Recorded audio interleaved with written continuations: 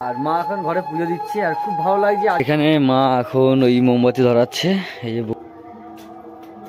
সবাইকে একটা কথাই বলবো, জয় শ্রীরাম, জয় শ্রীরাম। 500 বছর পর কিন্তু আমরা আমাদের সেই স্থানটা আমরা পেয়েছি। তুলসী তলাটা একটু দিয়েছে, মোমবাতি 4টে মোমবাতি আছে, এখানে প্রদীপ দিয়েছে, একদম উঠোনের সামনে দিয়েছে একটা। মা একদম ফটোর সামনেই কিন্তু পুজো দিয়েছে। সো গাইস, ফাইনালি কিন্তু আজকে সেই দিন, যেটা হচ্ছে 22শে জানুয়ারি। আর এই 22শে জানুয়ারির দিন অযোধ্যার সেই কিন্তু রাম মন্দির কিন্তু আজকে প্রাণ প্রতিষ্ঠা কিন্তু হয়ে গেছে। আর সবাইকে কিন্তু বলা হয়েছিল যে আজকে বাড়িতে কিন্তু মোমবাতি ধরানোর কথা কিন্তু বলেছিল। সেই কারণে কিন্তু মোমবাতি কিন্তু আমরা ধরিয়ে ফেলেছি। আর সবচেয়ে বেশি ভালো লাগে যে অযোধ্যায় 500 বছর পরে কিন্তু রাম মন্দির কিন্তু উদ্বোধন হলো। মানে এইটা বলতে আমাদের একটা বাঙালির একটা বিশাল বড় একটা গর্ব। আমরা নিজেকে অনেকটা গর্ববোধ মনে করছি যে 500 বছর পর কিন্তু আমরা আমাদের সেই স্থানটা আমরা পেয়েছি। সেই জন্য কিন্তু আজকে বাড়িতে ছোট্ট করে একটু মোমবাতি ধরেছি, কারণ আজকের দিনটা সত্যি একটা শুভ একটা দিন, গর্বের একটা দিন, আমাদের বিশেষ করে বাঙালির একটা গর্বের একটা দিন। তো তোমরা দেখো, বাড়িতে একটু মোমবাতি ধরিয়ে দিয়েছি, মা টাওয়াল ধরালো, আমি ঘুমিয়ে পড়েছিলাম, এখন রয়েছে সেটা তোমাদেরকে দেখাবো। দেখুন, ওহো।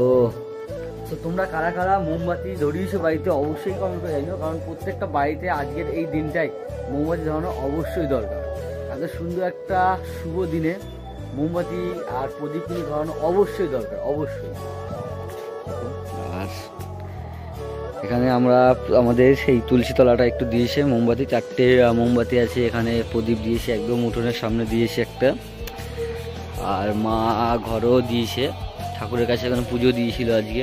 ওই যে ঘরে রয়েছে, ওই ঘরে একটু দিয়েছে, ওখানে ওই ঘরে দিয়েছে, এই ঘরে দিয়েছে। আর আমার ঘরটার সামনেও একটু মোমবাতি দিয়েছে, এই যে দাদার ঘরের সামনেও দিয়েছে। তো বলতে বন্ধুরা, খুব ভালো লাগছে আজকের দিনটা। সত্যি বলতে মনের মধ্যে খুব সুন্দর একটা আনন্দ ফিল হচ্ছে যে 500 বছর পর আমরা আমাদের সেই স্থানটা আমরা পেয়েছি।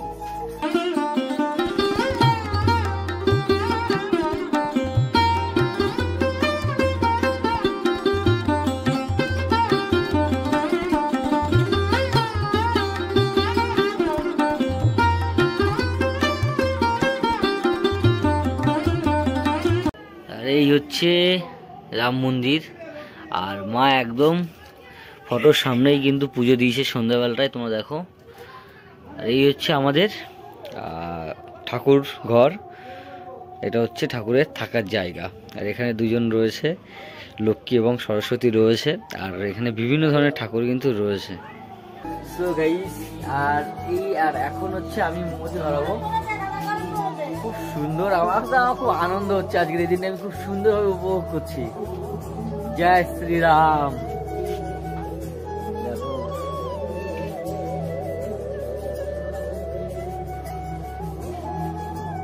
এত একটা সুন্দর দিনে, ও যাই না এরকম দিন আগামীকাল কোন দিন পাবো কি পাবো না। তো খুব মজা হচ্ছে, খুব ভালো লাগছে, আনন্দ হচ্ছে।